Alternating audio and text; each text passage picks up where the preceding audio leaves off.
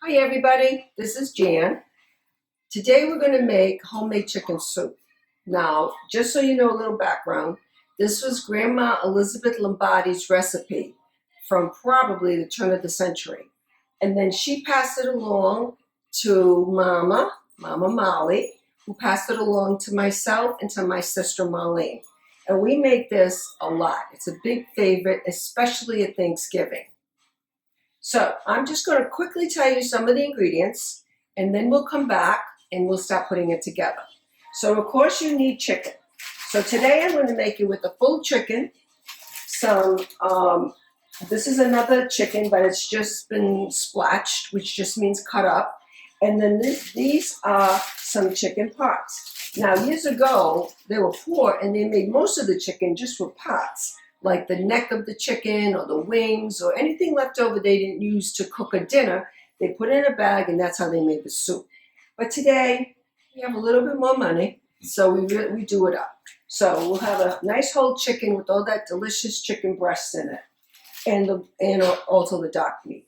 Along with that, we put little meatballs in the soup. We just take a little bit of hamburger. The meatballs are about this size. I don't know, that's maybe about a dime or a nickel. And we roll them up just like big meatballs, okay? And what we do with the meatballs is we take them and we cook them in chicken broth so that they have a flavor, an extra flavor to them. Then we put them aside. Now you can make these ahead of time, the meatballs. I can make them 2 weeks ahead of time and freeze them because they take work. The other thing we do is we use carrots. Now the carrots, you clean them and you slice them thin or small. You don't want big chunks in there. And then the carrots themselves are also cooked in the chicken broth. That adds a little flavor to it. So as you go along, you get a little bit more flavor. And then we have our escargot. My kids always called it seaweed from when they were kids.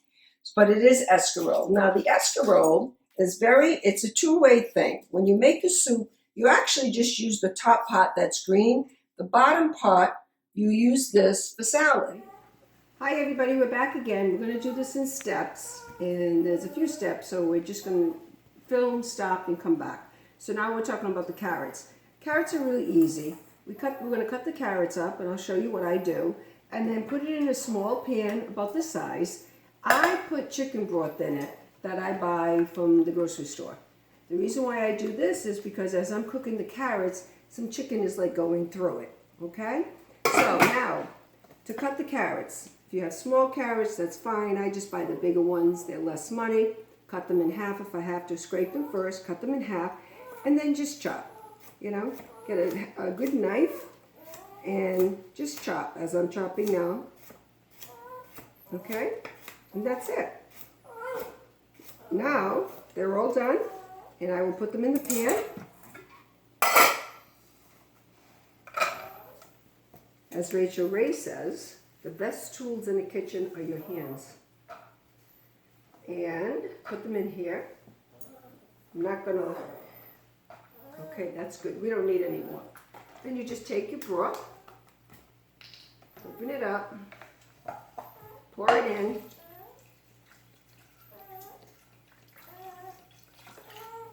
Okay, can you see this?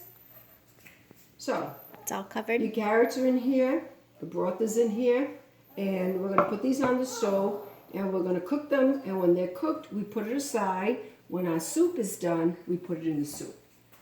Easy peasy. We're back. We're actually making the soup now. I've already done it, and I want to show you what we did.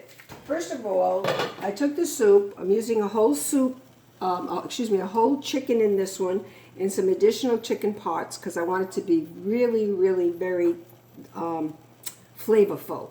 And so all I did was wash the chicken, pat it dry, put it in a pan of water with an onion and with some celery salt and pepper.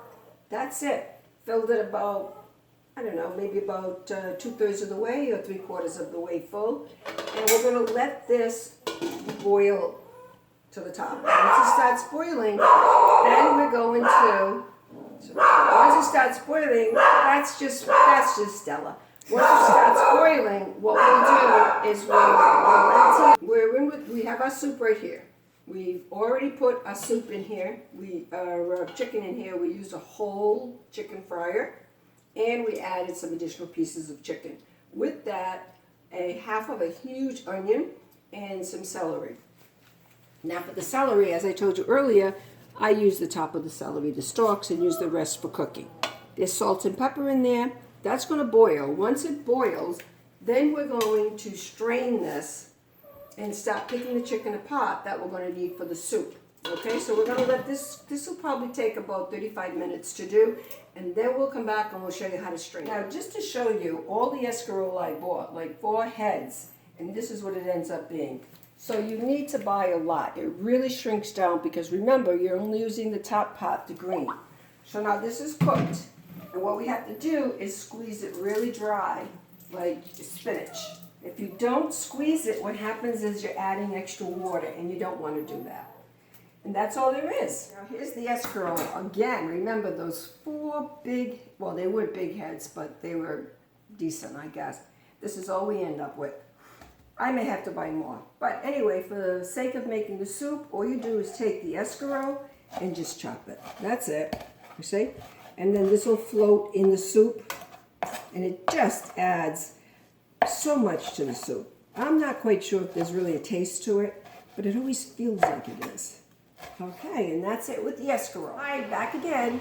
Now we're talking about our little meatballs that we're making to put into the soup. Now, this is hamburger, chuck, whatever, but this time I made it with a combination chuck, veal, and pork, which is what I use to make my meatballs, because I think it has a little more flavor. So all you do is, if you use a combination of the 3, is you just put it all together, roll it together, and you're done. If you use just the chuck, you're done. You're done back from the grocery store. Okay, great. So now you just take a little, and you roll them. Now you had 2 different people rolling the meatballs, so that's why they're different sizes. Really doesn't matter. Just take a little bit of hamburger like that, roll it up, and you're done. See how simple this is? Now, once we're done with these, all we're going to do is take another pan, like we did with the escarole and with the carrots, and we're going to pour chicken broth into it, and we're going to cook the meatballs. Only takes about a minute because they're going to cook again in the soup. And that's all there is to making your little mini meatballs for the chicken soup. Isn't that great? Folks, we're back. And now what we're going to do is we're going to drain the chicken. It'll only take a minute. We drain it twice. The first time we drain it is we take most of everything out, and then we take the broth and we re-drain the broth so that there's nothing in it other than a clear broth, okay? So right now, my sous chef, my son Michael, is going to drain it for the first time. I think most people know how to do this, but I thought it's still worth seeing. So you can see it's a big pan and there's nothing in it but the chicken and the celery and the onions that we put in. Okay, so Michael's draining it.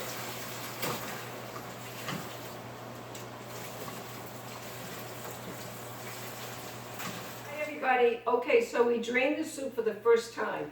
Now we're going to second drain it. This is cheesecloth. You can buy this in any supermarket, Michael's, anywhere. The reason why we put it through the cheesecloth is so that the broth itself, the soup broth itself, every little particles that's left into the soup from the chicken or whatever is removed, so the broth is nice and clear. It just looks good. So we take the cheesecloth, open it up, and just pour it over the pan. See, there's plenty. And you just pour it in here, and then take the cheesecloth and throw it out, and you have a beautiful broth. Okay, so here's my sous chef Mark, happens to be my son, and he's now going to pour the broth into the cheesecloth. That's Stella in the background. You all know Stella now. You see, take it easy. Now, a lot of people wouldn't even do this, I'll be honest with you. A lot of people don't even bother with the cheesecloth. I do. I give it an extra draining. Hi, everybody. Finally at the end of our soup. So, look, the broth is all done. It's been simmering. Oh, my God, the flavor is so wonderful. I just had to add a little bit more salt. Remember what I said? With chicken, you need a lot of salt. Okay, so now I'm just going to add the things we already made. In this bowl, there's some escarole and carrots. Doesn't look like a lot of escarole, and it's not. I'm actually going to make more this week. But I ended up making 2 big pots because we're having like close to 40 people. Now everybody starts off with the soup first. All right, so here's our escarole and carrots. Here's our meatballs that we talked about. And finally, the chicken. So you can use a spoon. As I told you before, your hands are the best tools in the kitchen. I use my hands for a lot of things, especially this. So we're just going to take the shredded chicken out. See how I shred it? Look, see?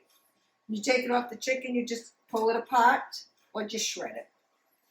And throw it in. And we're done. Now, we have to put noodles in there. Remember I talked to you, we put soup noodles. There's different types that you can use. This is orzo. I like orzo. Brand doesn't matter. There's alphabet soup. When my kids were little, I would use alphabet soup because they would like to make words with the letters. Or there's at least 3 or 4 different types. But I like orzo. So I will cook this the day of Thanksgiving, drain it, and put it in. But now, though, I'm going to cool this down. And unfortunately, we got 4 days to Thanksgiving. We'll only see Sunday, Monday, Tuesday, Wednesday, Thursday, 5 days. So I'm going to freeze this. I want to make sure it doesn't go bad. We'll freeze it, and we'll take it out Wednesday. We'll take it out of the freezer, put it in the refrigerator. Thursday morning, we'll put it in the bowl. We'll let it simmer till it gets hot, and we're done. And we serve it. And it's a great hit, and I'm telling you guys right now, if you make it, your family is going to love it. You can make a little at a time and freeze it. You don't feel good, you got a little container in the fridge or in the freezer at all times, okay? So my name is Janice, and thank you for listening. This was really done for my kids. My kids wanted to know how to make the soup step by step. So thank you for watching. Bye-bye.